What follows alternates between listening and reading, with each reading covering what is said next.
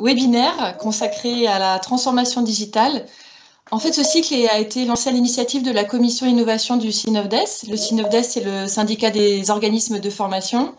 Le webinaire de ce jour, c'est pourquoi et comment passer du présentiel enrichi au multimodal.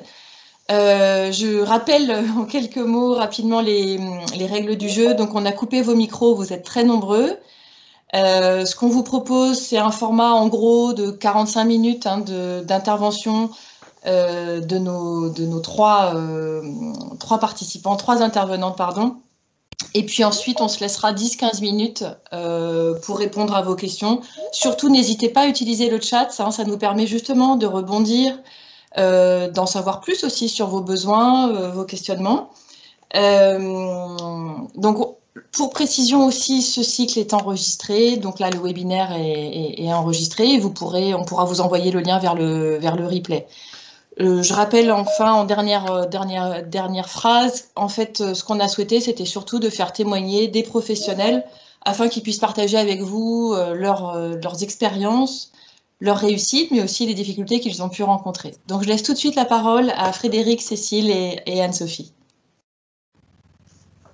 Oui, bonjour à toutes, à tous. Je démarre, je suis Frédéric Darnatig d'AMS Grand Sud, qui est un organisme de formation implanté en région Occitanie.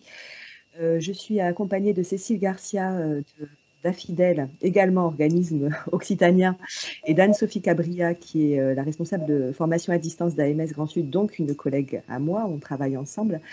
Et on va vous présenter ce webinaire en articulant des temps de présentation que j'animerai et des temps de témoignage qu'animeront Cécile et Anne-Sophie.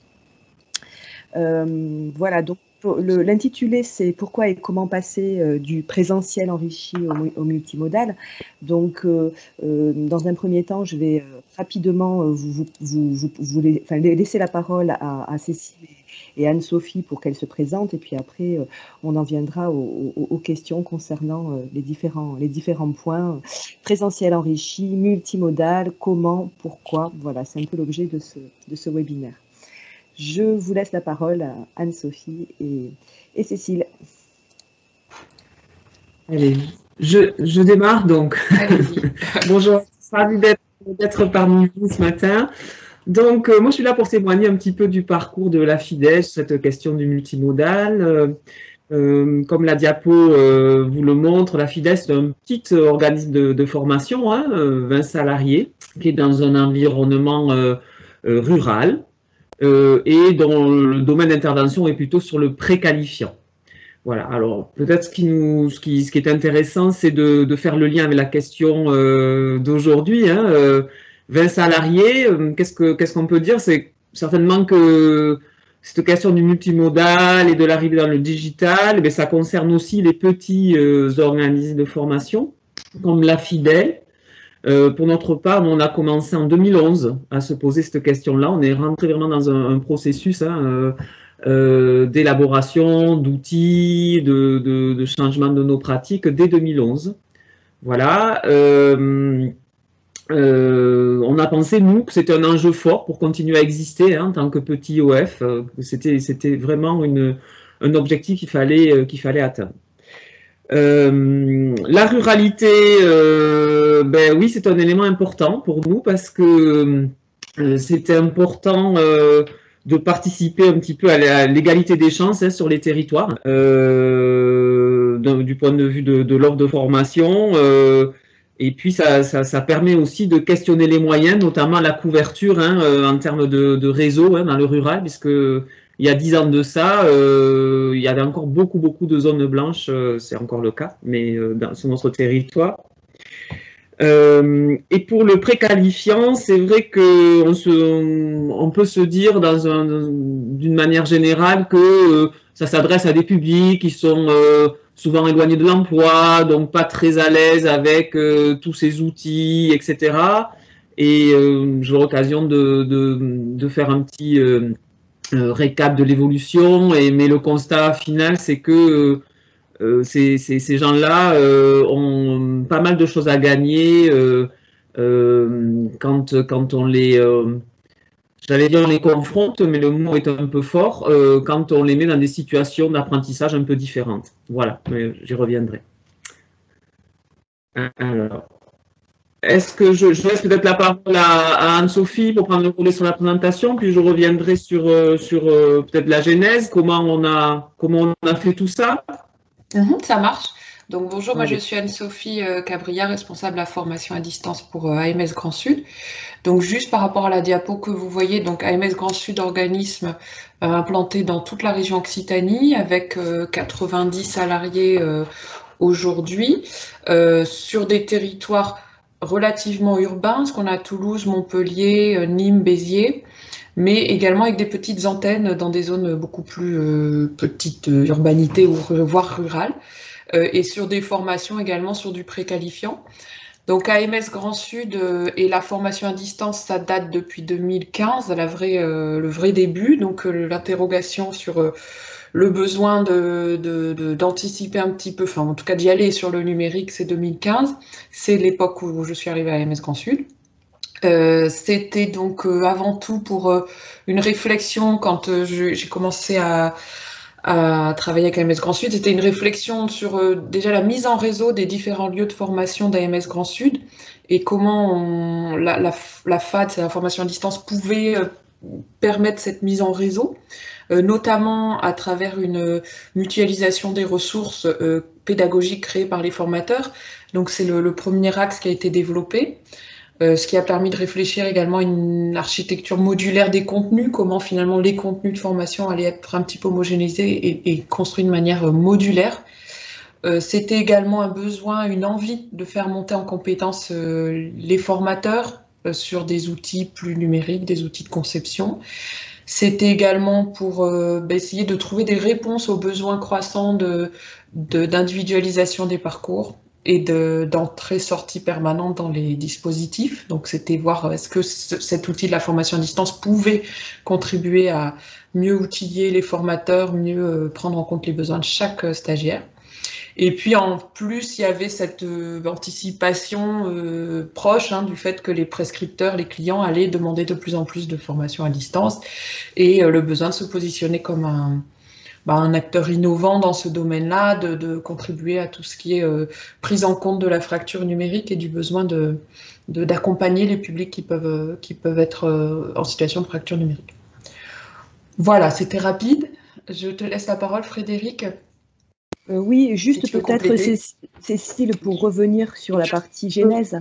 Oui, peut-être compléter, effectivement. Alors nous, c'est 2011, c'est pas 2015, donc quand on démarre en 2011, il y a des questions qui se posent pas encore, vraiment, on va dire.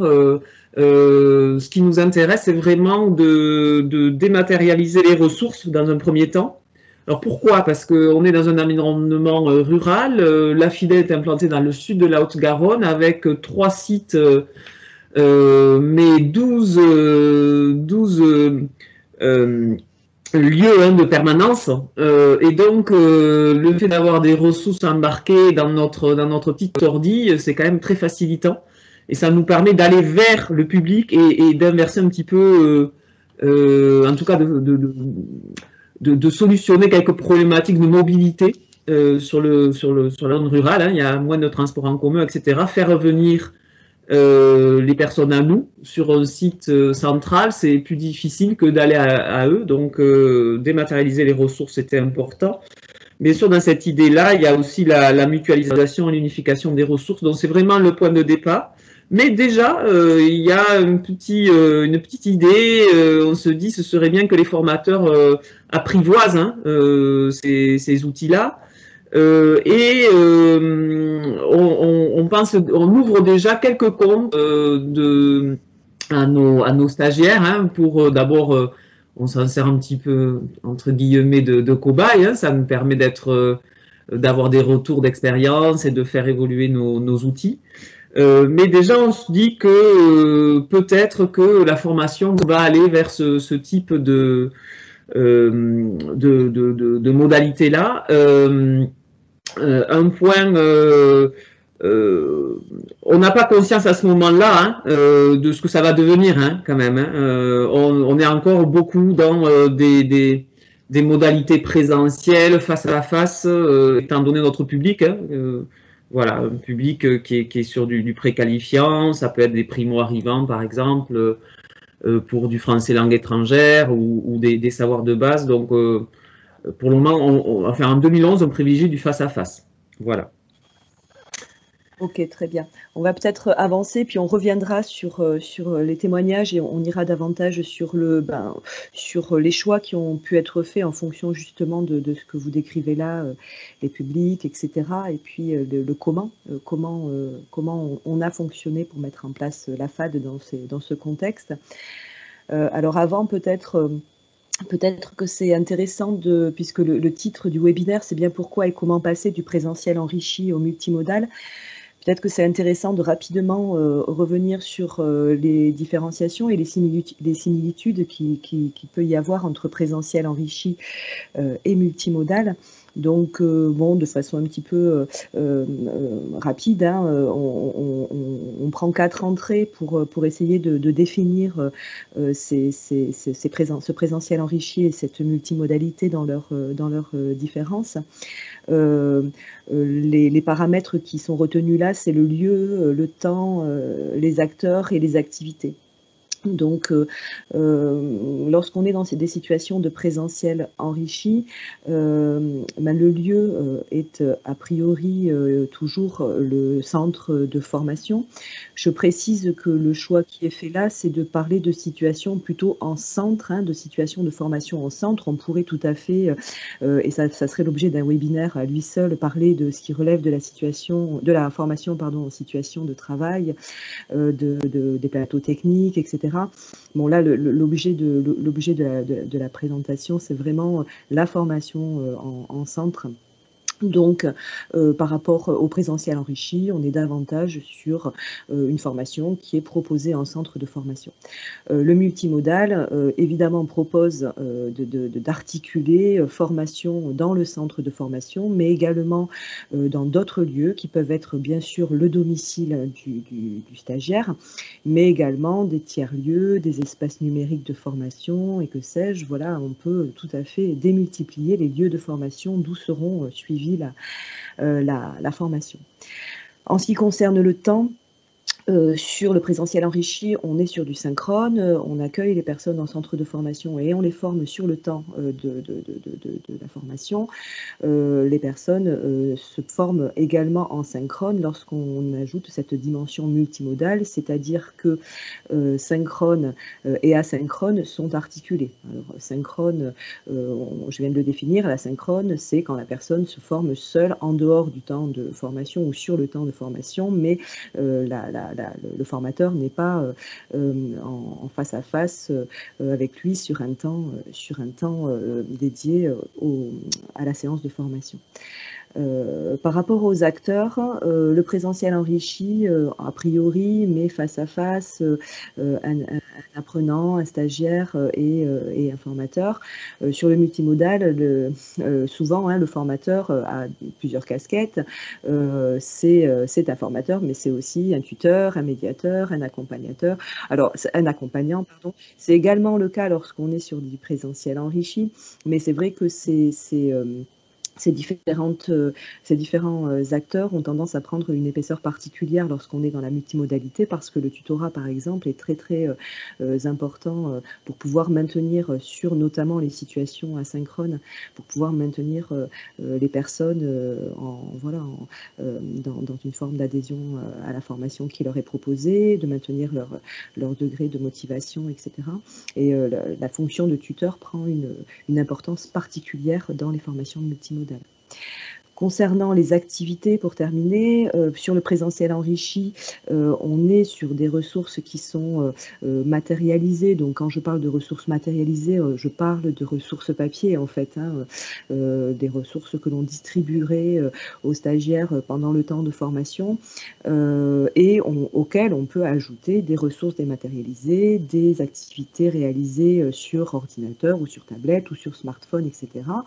Lorsqu'on est dans le multimodal, ces ressources matérialisées, même si elles existent, elles peuvent être par exemple, on peut avoir tout à fait, en fonction des degrés d'équipement des stagiaires, etc., la possibilité de leur faire parvenir par voie postale, des documents papier, ou alors que les stagiaires passent à l'organisme de formation pour récupérer des dossiers. On le fait, on le pratique, mais majoritairement, on est quand même sur des ressources dématérialisées diffusées à travers les plateformes de formation à distance qui sont utilisées. Donc voilà pour repréciser un petit peu la question du présentiel enrichi et du multimodal, en sachant que finalement le présentiel enrichi, on en fait tous et on en fait tous depuis longtemps, c'est-à-dire que au sein des séances de formation, au sein de nos organismes de formation, cet apport, cet enrichissement de la formation en présentiel par le recours à des activités numériques, par le recours à des temps, on va dire, qui sont plutôt dédiés à un travail sur l'informatique, sur l'ordinateur, sur la tablette, sur le smartphone. C'est des choses qui se pratiquent beaucoup. Évidemment que le multimodal, on a été propulsé dedans il y a une petite année, et qu'aujourd'hui, on développe de plus en plus cette question aussi du multimodal. Donc, par rapport à cette question des différentes questions pour faire des choix, en fait, des critères pour faire des choix, si je reprends les 4 aspects dont on vient de parler là, c'est-à-dire lieu, temps, acteur et activité, on se rend compte qu'on prend en compte un certain nombre d'éléments pour faire des choix. Et ces éléments, ils sont vraiment, d'après moi, une porte d'entrée qui est partagée. On a échangé en préparant ce webinaire avec Afidèle, mais on fait le constat que finalement, les portes d'entrée sont les mêmes. Ce qui change, c'est quels sont les choix qui vont être faits en fonction des spécificités propres à chaque organisme de formation. Donc, pour faire des choix tout en favorisant une pédagogie de la réussite, il y a plusieurs paramètres dont il faut tenir compte. C'est d'abord la spécificité du public. Donc, ce petit picto à gauche qui représente le public. Ensuite, la typologie de la formation proposée. Également, qui semble vraiment, je le mets en 3e position, mais on aurait pu presque le mettre en porte d'entrée, ce sont les moyens disponibles, les moyens que l'organisme peut affecter à ces questions-là. Et puis les finalités stratégiques de l'organisme, qui se situent sur l'offre, mais qui se situent aussi sur d'autres fonctions, j'y reviendrai. Donc si je prends la spécificité du public, si je commence par le public, on fera des choix en fonction de différents aspects. Donc on fera des choix en fonction du degré d'autonomie de la personne dans l'apprentissage. Est-ce que la personne a été habituée à apprendre? Est-ce que c'est une personne qui a été qualifiée ou peu qualifiée, qui a été en rupture scolaire, voire en situation d'illettrisme, etc. Quelle est son aptitude à l'usage des outils numériques? Est-ce que c'est quelqu'un qui a une habileté particulière, ou au contraire qui n'en a pas, qui utilise plutôt des smartphones, plutôt un ordinateur, qui est bien sûr équipé ou pas? Est-ce que cette personne a une maîtrise de la langue orale et écrite qui relève plutôt du français langue étrangère, ou plutôt du français langue maternelle? Quelles sont ces contraintes diverses par rapport notamment aux problématiques de garde d'enfants? Est-ce que c'est quelqu'un qui a des jeunes enfants à son domicile dont elle doit s'occuper? Est-ce que c'est une personne qui travaille, qui est en emploi ou pas? Voilà, en fonction de toutes ces spécificités, et bien sûr, là, à chaque fois, je parle d'une personne, mais on est d'accord qu'on fait des choix par rapport à un ensemble de personnes, par rapport à un public, donc ce qui rend les choses un petit peu compliquées, mais on sait que dans nos organismes, on a en fonction des thématiques de formation, des domaines de formation sur lesquels on intervient, on a des grandes tendances, des typologies de public qui nous sont propres. Donc, en fonction de cette spécificité du public, on fera des choix d'outils, des choix pédagogiques, des choix même ergonomiques. En termes d'outils, on va favoriser plutôt, par exemple, des activités très courtes, basées sur de la vidéo, sur de l'animation, sur l'utilisation de forums. Est-ce qu'au sein de ces outils, on aura une prédominance de l'écrit ou plutôt d'animation, de vidéo, de choses qui sont peut-être plus simples pour des personnes qui sont éloignées de l'écrit, etc. Je ne fais pas une liste exhaustive. L'idée, c'est de vous donner un petit peu des idées de comment on peut arriver à faire des choix d'outils en fonction du public. Pour les choix pédagogiques, eh ben, on sera sur les modalités pédagogiques, on sera sur des choix qui vont aller vers plus de synchrone ou d'asynchrone, de la classe inversée ou pas. Voilà, l'utilisation de certaines modalités qui sont plus ou moins adaptées au public qu'on accueille.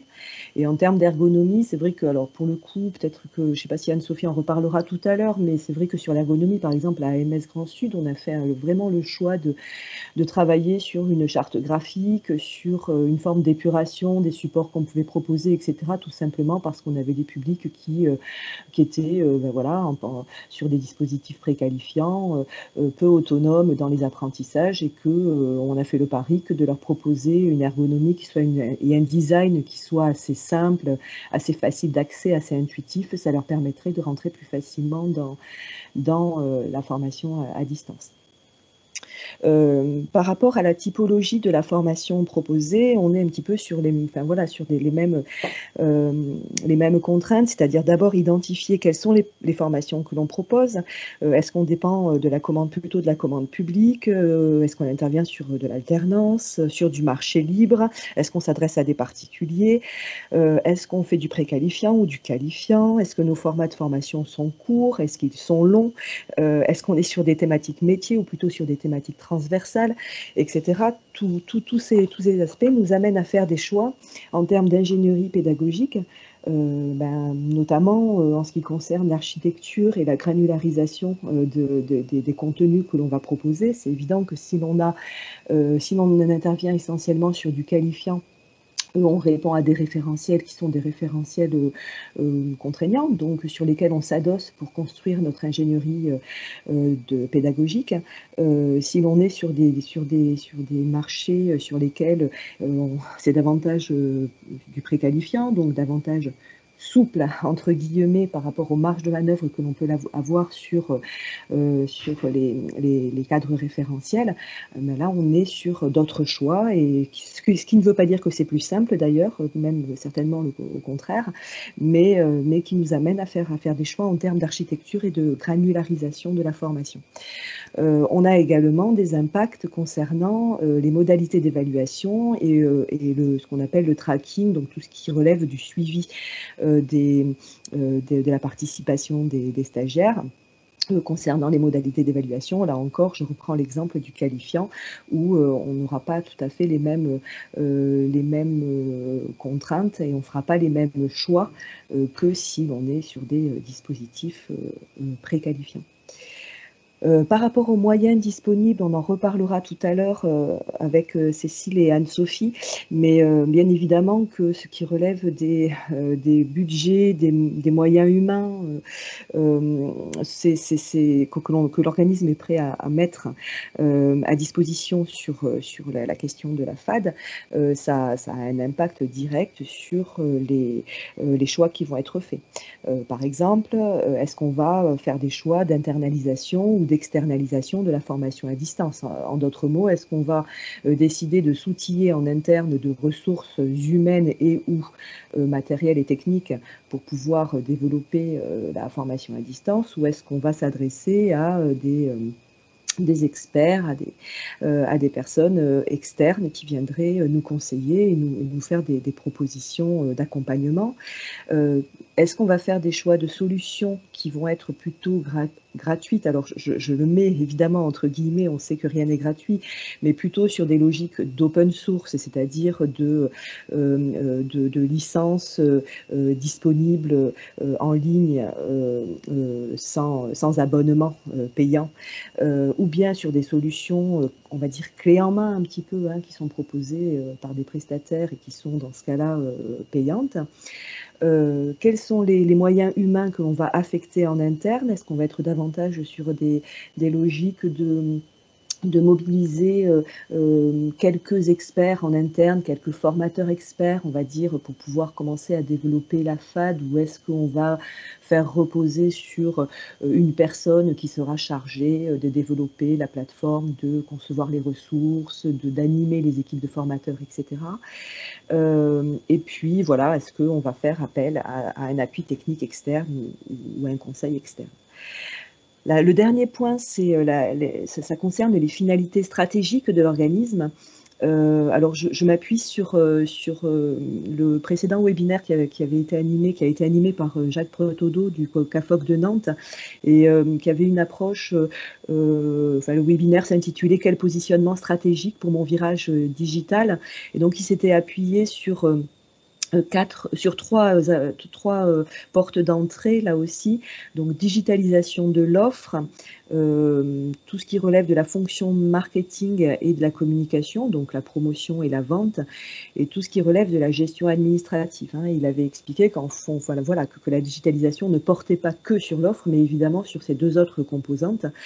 Et il me semble qu'en termes de finalité stratégique, ça peut être intéressant de s'appuyer sur ces trois entrées pour faire des choix également, c'est-à-dire que en ce qui concerne la digitalisation de l'offre, il va falloir s'interroger sur l'ingénierie de formation que l'on va mettre en œuvre, évidemment, au niveau des dispositifs de formation, des plateformes, le choix de la plateforme, le choix des classes virtuelles, des outils collaboratifs, et les choix en matière d'ingénierie pédagogique en ce qui concerne la production d'outils et les ressources.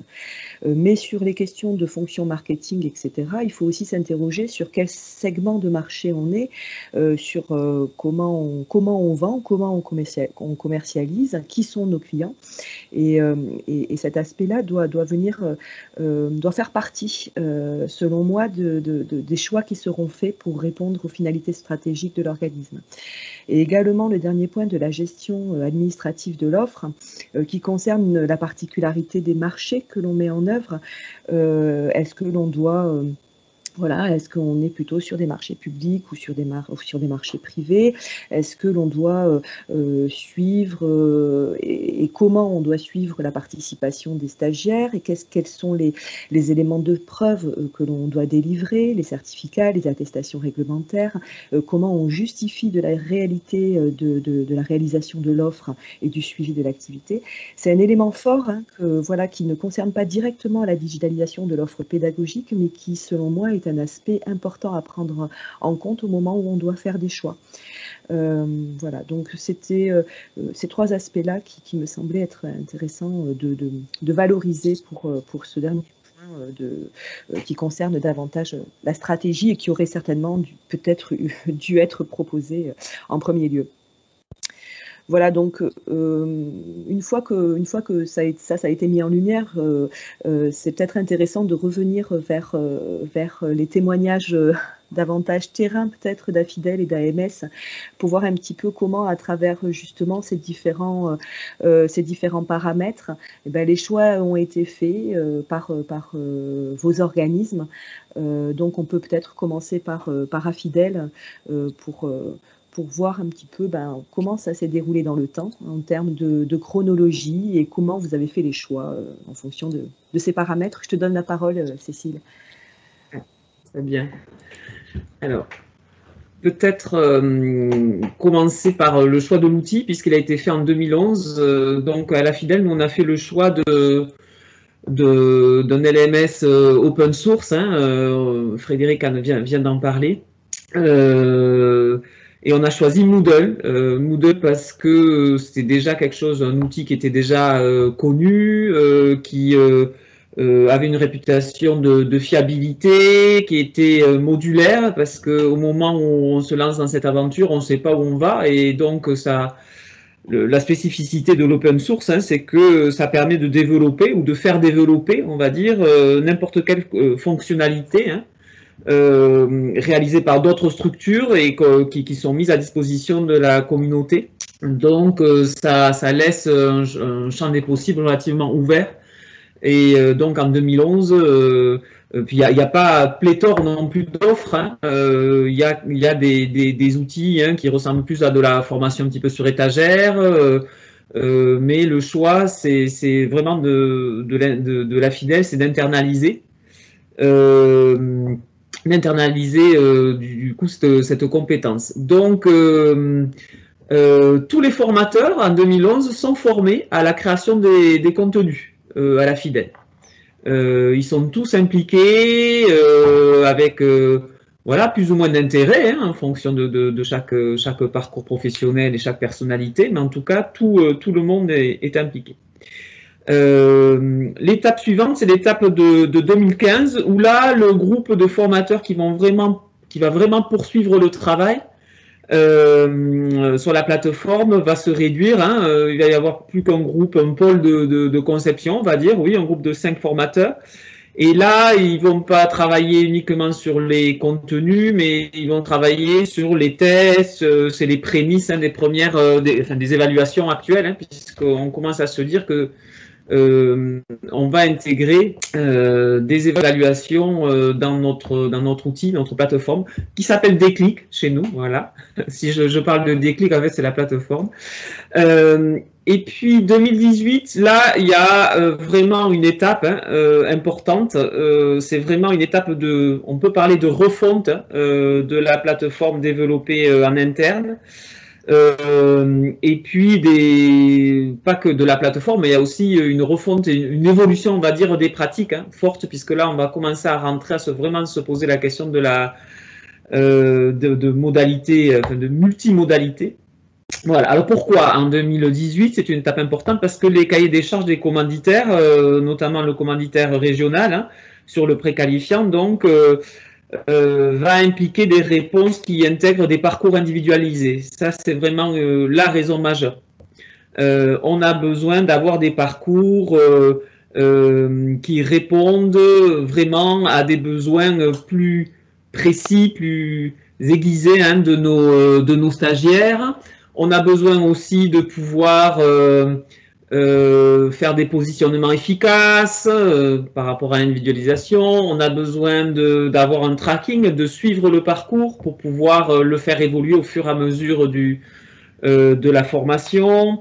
À côté de ça, bien entendu, il n'y a pas que l'outil, il y a toutes les pratiques professionnelles qui doivent s'adapter, être beaucoup plus agiles. Voilà. Et cette plateforme qui nous satisfaisait jusque-là, elle a besoin d'être repensée. Par exemple, un des points importants, c'est que avant 2018, on a des entrées par grands domaines, je sais pas, comme les techniques de recherche d'emploi, par exemple. Et en 2018, on restructure, on a une entrée par action de formation. En Occitanie, on a une action de formation qui s'appelle Projet Pro, par exemple, qui est de l'élaboration de projets professionnels. Ben là, la plateforme, il va y avoir des parcours qui vont être spécifiques à Projet Pro. Et à l'intérieur de ces parcours Projet Pro, des plans de formation qui vont être spécifiques à chaque stagiaire. Donc là, on aiguise vraiment notre réponse en termes d'outils et notre accompagnement, bien entendu. Voilà, et puis bien sûr, la multimodalité, ça implique des temps synchrones, des temps asynchrones, comme le disait Frédéric, donc des temps où les utilisateurs sont un petit peu plus en autonomie, soit totalement en autonomie, en auto-formation, soit dans des temps de tutorat réactif. Et donc, il faut des choses qui soient beaucoup plus accessibles, ergonomiques, conviviales, etc. Donc 2018, refonte de la plateforme sur ces aspects-là également. Voilà, ça c'est une étape importante en termes de moyens. 2011, on choisit un open source. Alors il faut vous dire qu'à la FIDEL, on est quand même très open source. D'ailleurs, c'est la raison pour laquelle moi j'ai pas le même fond que que mes collègues du jour, parce que moi je peux pas l'intégrer étant donné qu'on fonctionne sur Linux, pour pas le citer. Mais c'est aussi open source, quand on choisit cette plateforme-là, on sait que l'investissement va être beaucoup plus étalé sur le temps. On n'a pas un gros achat à faire en 2011 par rapport à un outil. Voilà, puisque Voilà, c'est pas un achat direct. En revanche, tout ça, je dirais ce budget-là, il va être réinvesti sur l'équipe et sur la formation de l'équipe. Voilà. Que vous dire de plus en 2018, par exemple, pour vous donner des chiffres concrets, on a, j'ai regardé, on a 0,4 ETP qui est vraiment consacré au développement de la plateforme. Sur nos 20 salariés, il y a 2 personnes qui vont être désignées. Elles ne vont pas faire que ça, mais elles vont être pas désignées, mais en tout cas, on va leur proposer de vraiment travailler sur le développement de la plateforme et ça représente 0,4 ETP. Et puis, on investit toujours par de la formation interne des équipes. Si ce que j'ai oublié de vous dire, ce qui est important, c'est que dès 2011, on a un appui externe, hein, une personne avec qui nous allons partager nos besoins et qui va nous guider et nous former sur les réponses techniques. Et cette personne-là nous suit jusqu'à aujourd'hui. Donc, voilà l'étape 2018. J'accélère un petit peu, mais on aura l'occasion peut-être de répondre à vos questions tout à l'heure. Et 2020, alors là, c'est comme tout le monde, c'est le basculement rapide à la formation à distance. Donc, on a un outil qui est déjà bien avancé et qui nous permet de suite basculer dès que les restrictions sanitaires nous imposent de la formation à distance. Voilà, mais là, dès 2018, ce que je ne vous ai pas dit, c'est que dès 2018, on systématise les comptes d'utilisateurs. C'est-à-dire que chaque stagiaire a un compte qui est ouvert. Alors que jusque-là, c'était plus sporadique. Donc, basculement, et puis là, on continue à faire évoluer nos outils encore aujourd'hui parce que il y a des retours d'expérience plus évidents puisqu'on est à distance, donc l'outil doit vraiment répondre à cette modalité-là. Ce qui est peut-être important, c'est qu'on y rajoute des outils d'animation de temps synchrone, etc., qu'on va intégrer à Moodle, ce qui est faisable. Et puis, pour finir, 2020, on a même fait le choix d'intégrer un alternant qui est sur un master de chef de projet de projet digital, donc qui est vraiment spécialisé dans la vidéo et qui nous aide à encore affiner nos contenus. Et on a aussi intégré une stagiaire sur un long stage qui, elle, est vraiment spécialisée dans l'élaboration de contenus pédagogiques digitaux. Donc, on est en constante amélioration et c'est très itératif. Il y a beaucoup d'allers-retours par rapport à cet outil-là. Voilà. Parfait, merci Cécile. Donc, Anne-Sophie, voilà, je vois que tu étais déjà partie. Rapidement, pour compléter sur AMS Grand Sud, donc le développement, le passage à cette formation à distance. Donc en 2015, qui est la date de début vraiment d'interrogation et de positionnement sur la FAD, il y a eu une cartographie qui a été réalisée vraiment sur où en était l'organisme en termes de moyens, de pratiques pédagogiques, de territoire, de public. Donc pour reprendre tous les points que Frédéric a évoqués avant, on les a vraiment étudiés à ce moment-là, et en essayant de les projeter dans un plan d'action de la formation à distance, en disant, du coup, dans notre plan d'action de la formation à distance, il faut par exemple une ergonomie adaptée au public. Il faut une plateforme qui corresponde à nos moyens financiers et à nos ambitions techniques. Donc c'est à ce moment-là où vraiment on a mis en lien toute la partie cartographie avec finalement la réalisation d'un plan d'action.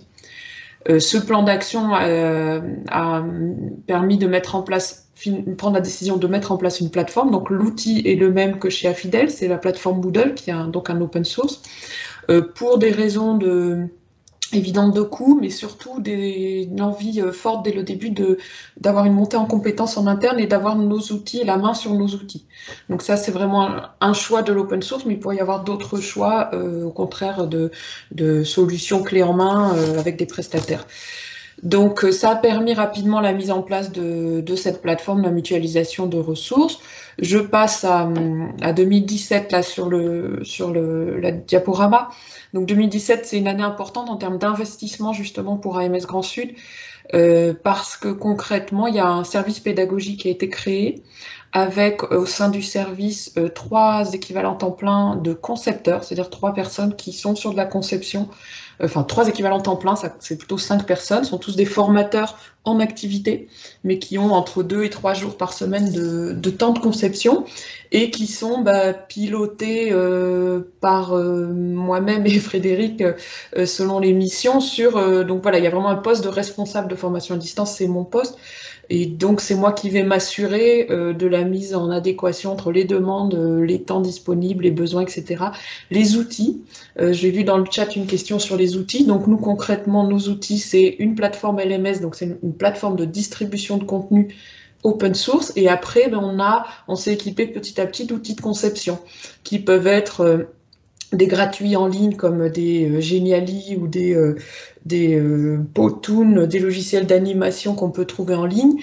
On a pris des licences sur un outil auteur qui s'appelle Lectora. Donc là, ce sont des licences payantes pour faire des capsules numériques. On a pris également des licences sur un outil d'animation qui s'appelle Vaillant, pour pouvoir faire nos propres vidéos, etc.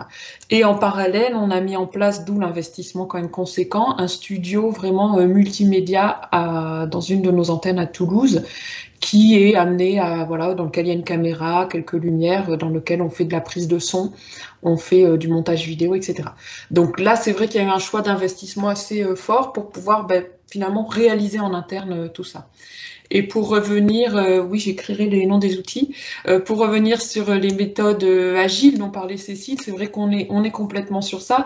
Concrètement, ça veut dire qu'on va toujours fonctionner sur des délais courts et sur revoir les objectifs régulièrement, les adapter, faire des tests utilisateurs. On est beaucoup sur les tests utilisateurs pour voir si ça marche avant d'aller trop loin. On va vite tester, voir l'expérience utilisateur, est-ce que ça marche auprès du public, et on améliore en continu. Voilà, donc quand on livre un dispositif, on sait qu'il y a une maintenance à faire sur ce dispositif. Il ne va pas être fait une fois pour toutes. J'avance rapidement. Donc en 2017, on avait les premiers accès stagiaires, surtout sur des modules de formation continue, et également des modules de formation interne pour les formateurs. Donc on a commencé, nous, à faire de la formation à distance pour nos propres formateurs, sur des modules d'intégration, des modules de mutualisation des ressources. Et puis 2019, comme le disait Cécile de La Fidèle, il y a des gros dispositifs, notamment région, qui nous ont poussé dans le bon sens à généraliser les accès stagiaires, notamment avec Projet Pro. Donc là, voilà, on a commencé à mettre vraiment en place des parcours en ligne pour les stagiaires avec des temps de regroupement avec leurs formateurs en présentiel, mais quand même entre les temps de regroupement, des parcours à faire en ligne, des échanges, etc. avec eux. On a mis en place tout ce qui est tracking, évaluation pour pouvoir justifier des temps de formation. Donc c'est vrai que sur la formation à distance, on va plus forcément mesurer le temps passé par le stagiaire sur une activité, mais plutôt sa réalisation. Donc il faut des preuves de réalisation, donc on a mis en place tout ce que ça implique. On a continué à faire de la formation interne pour les formateurs, notamment sur l'individualisation. Et enfin, l'étape ultime, c'est le confinement. L'année dernière, le Covid 2020, dans lequel là, on était prêts également. On avait cette anticipation qui a permis d'y aller à fond. Et donc, on a généralisé en 2020 les classes virtuelles. Au lieu des temps de regroupement, passer sur des classes virtuelles, du suivi, voire des parcours 100% à distance quand il y avait le besoin. Aujourd'hui, on essaie d'être sur du mixte parce qu'on voit bien que c'est ce qui est le plus efficace à la fois pour les stagiaires, pour la cohésion de groupe, pour tout ce qui est communication sociale, exactement, et en plus au sein du groupe. Et puis on a mis dernièrement, depuis 2019-2020, un travail sur tout ce qui est badge numérique et plan individuel de formation dans la formation à distance, c'est-à-dire à mettre des récompenses. Vous voyez, les badges sont des petites récompenses pour encourager l'apprentissage. Et puis, vraiment lier les référentiels de compétences à tout ce qu'on crée sur la plateforme pour que les stagiaires puissent valider les compétences pour qu'on puisse avancer par compétences. Donc, j'ai fait vite. Quel badge utilisez-vous? Ce sont des badges qui sont intégrés à Moodle. Si je réponds rapidement. Frédéric, je te laisse peut-être la parole, beaucoup de questions. Il y a plein de questions dans le chat. J'ai essayé un petit peu de les regrouper. Donc, il y a des choses qui concernent effectivement la spécificité de la FAD. Il y a une première question qui disait mais en quoi ces paramètres sont spécifiques au choix que l'on fait pour mettre en place la FAD. Ça concerne finalement toute la mise en place de toute formation, quelle qu'elle soit, en présentiel ou pas. C'est vrai, hein, effectivement, et ces paramètres-là, ils sont pas, on les invente pas, ils existaient déjà et on s'y appuyait déjà. Seulement, on le voit lorsque l'on met en place la formation à distance, il y a besoin un moment de structurer ça de façon plus claire. Et Anne-Sophie le disait très bien, on parlait de cartographie. Nous, en tout cas, ces paramètres-là nous ont beaucoup aidé. La prise en compte exhaustive de ces paramètres-là et la cartographie nous a aidé à faire des choix. Et ça nous semble être une porte d'entrée, en tout cas, encore plus importante lorsque l'on passe à la formation au multimodal. Donc, toujours concernant le multimodal, est-ce que la FEST, ça c'est une des dernières questions, est-ce que la FEST fait partie du multimodal? Selon moi, oui. Je ne suis pas une spécialiste de la FEST, mais j'ai bien précisé au début du webinaire que l'on mettait de côté sur cette intervention la question de la formation en situation de travail. Mais oui, bien sûr, la FEST fait partie de la multimodalité. Par rapport à tout ce qui relève des accompagnements, donc au sein de la région Occitanie, il y a un accompagnement qui est proposé par la région qui s'appelle c'est un appel à manifestation d'intérêt. Pardon. Ouais, dans le cadre, voilà, tout à fait, dans le cadre d'Innov Emploi, et c'est la modernisation de l'appareil de formation, l'intitulé de cette AMI. Donc, la région Occitanie est fortement engagée sur ces questions-là et accompagne les organismes de formation. Et d'ailleurs, il est tout à fait possible il y a une deuxième ou même troisième vague, je crois, qui va être lancée et qui est d'ores et déjà initiée par la région. Concernant j'ai vu des questions qui portaient aussi sur le diagnostic de l'OPCO.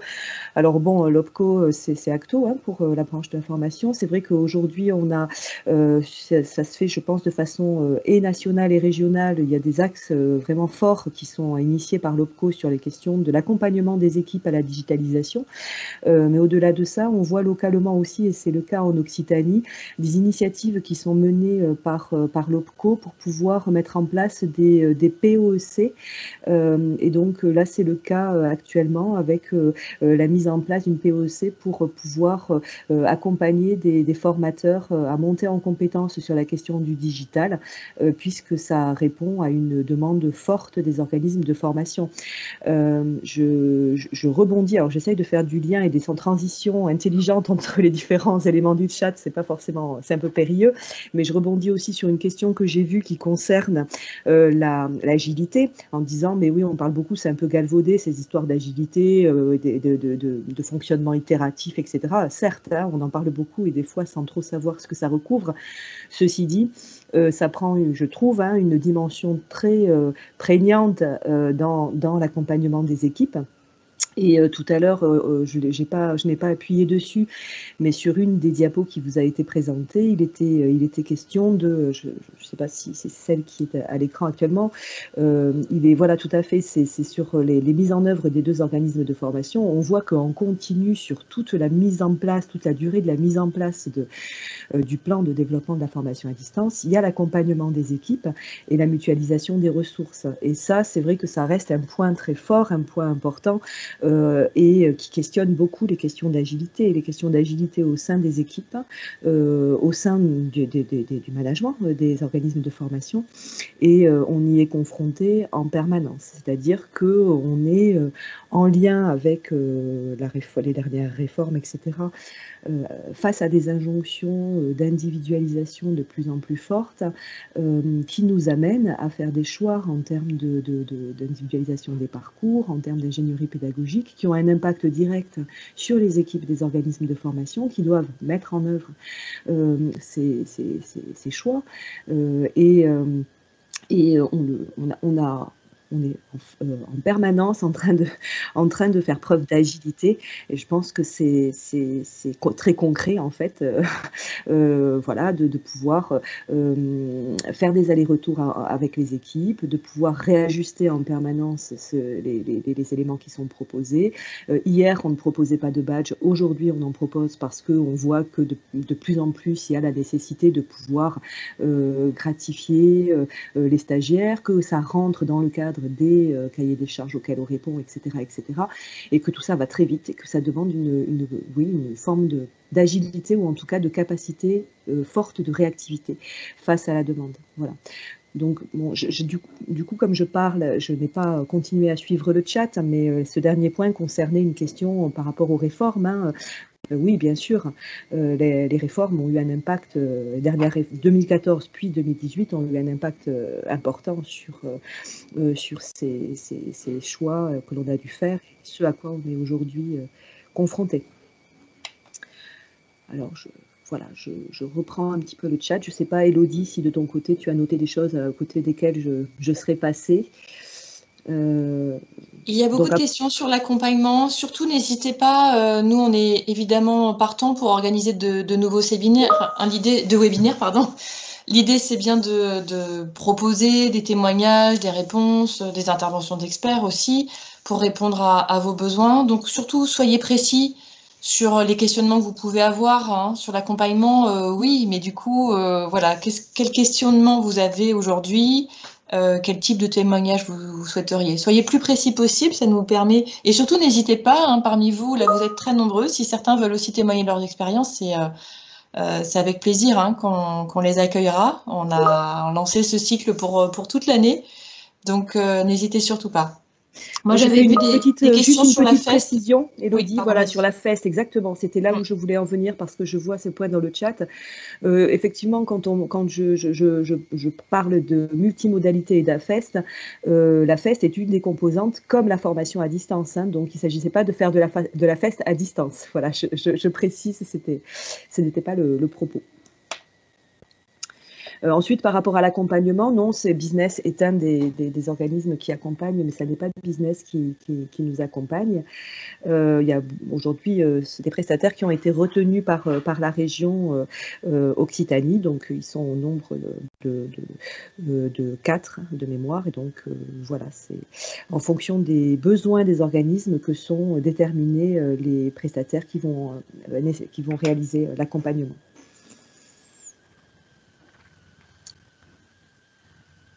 Alors, par rapport à... il y a des questions très techniques sur Moodle, mais je vois que Anne-Sophie pourrait mieux répondre que moi sur ces questions techniques concernant Moodle. Mais voir ce que donnerait une formation sous Moodle, c'est possible. Hein. Il y a des choses qui existent. Par exemple,